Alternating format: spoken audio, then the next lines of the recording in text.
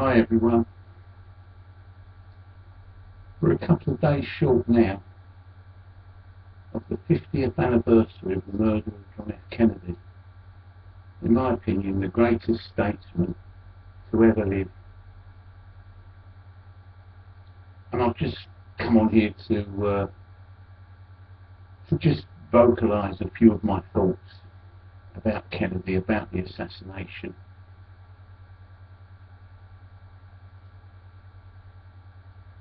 I don't believe the official theory that Lee Harvey Oswald put 3 bullets into John F. Kennedy and he's just the lone nut theory. It's nonsense, to be honest with you.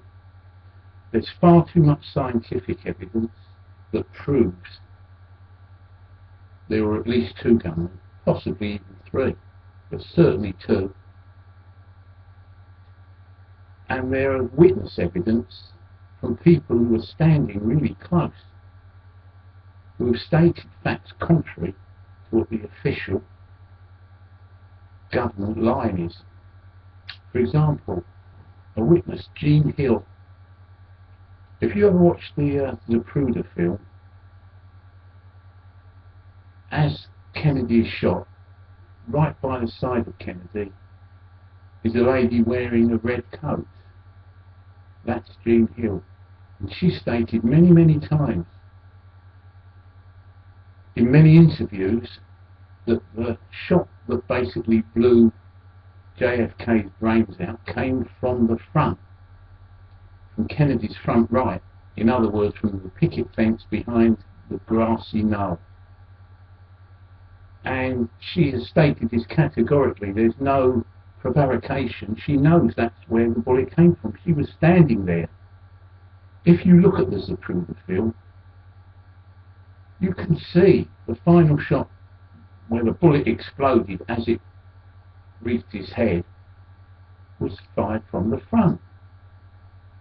There are other witnesses who said they saw smoke coming out of the area after a gunshot was fired, after a gun in the area. There were people on the railway bridge, I believe. There's so many witness statements. The amazing thing is with the Kennedy case is we're 2 days short of the 50th anniversary. It's the 20th of November 2013 as I speak.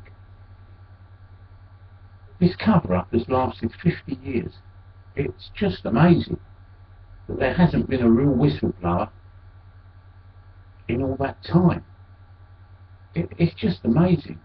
It must be fear. Anyone who whistleblows knows they're a dead man or woman. Lots of witnesses died very soon after Kennedy was murdered. There were so many car crashes and heart attacks and various accidents and suicides.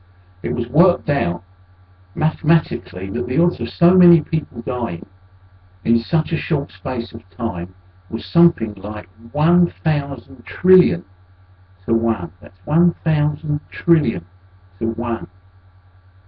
I mean, come on now. You know that says everything. When they took Kennedy to Parkland Hospital, there were so many things wrong that went on in there.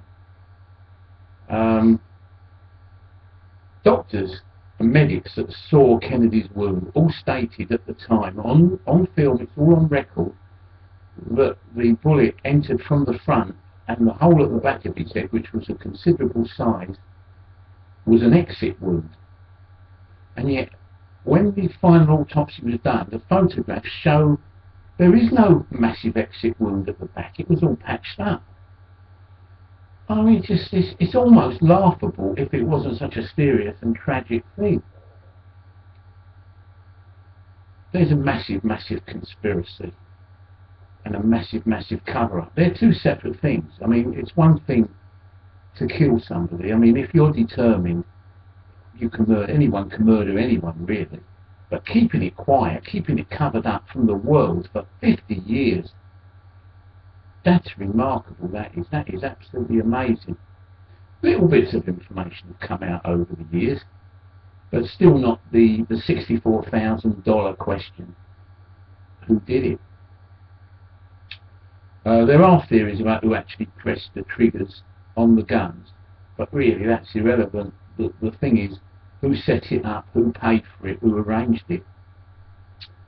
Kennedy had so many enemies, there could be several different groups. First of all, the CIA. In speeches, he'd threatened to cast the CIA to the wind.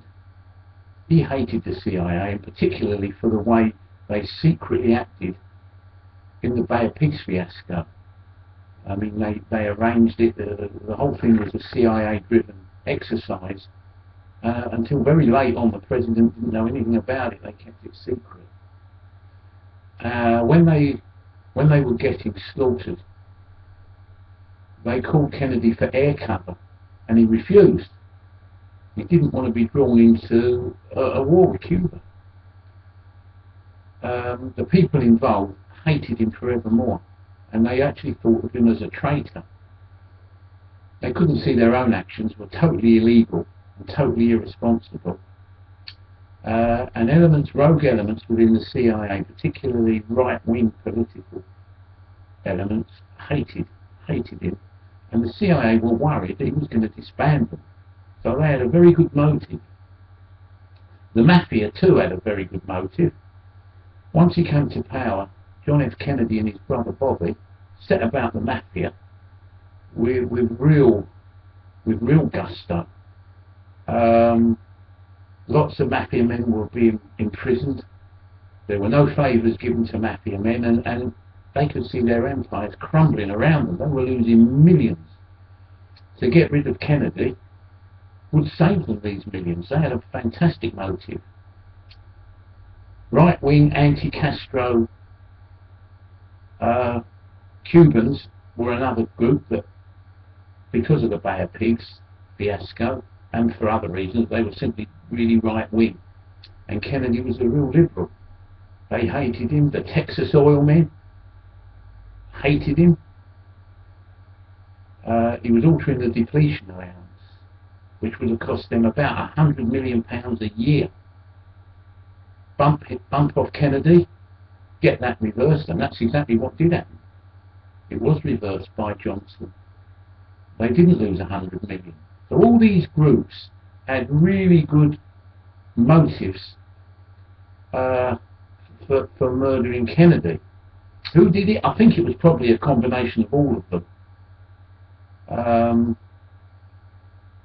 I think they all got together, and it was arranged. I mean, amongst those four groups, particularly with the oil tax men, there's a lot of money, because it must have cost an awful lot of money, and the cover-up afterwards cost an awful lot of money. So I think it was all those four ultra-conservative groups, which ultra-conservative is a nice polite euphemism for extreme right-wingers, Nazis, fascists, call them what you like. And they murdered, in my opinion, the greatest statesman that's ever lived. The world changed when Kennedy died, and it's the results of that change are still happening today. It was a terrible, terrible tragedy. Bobby Kennedy was killed 4.5 years later for much the same reason. He was very, very liberal, and the extreme right couldn't stomach a liberal president. And the third great liberal in 1960s America, Martin Luther King Jr., he was murdered, and in my opinion also by the same people that did the Kennedy brothers.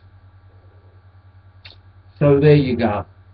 Terrible, terrible thing. On Friday at around 7:30 Greenwich Mean Time, which is about the time Kennedy was killed, which happened also to be on a Friday, funnily enough, I shall stop for a minute and bow my head and remember the great man, because there'll never be another like him. And I'm very, very sad at this time because of this. So there you go, I'm going now. Jonathan says bye for now. Take care.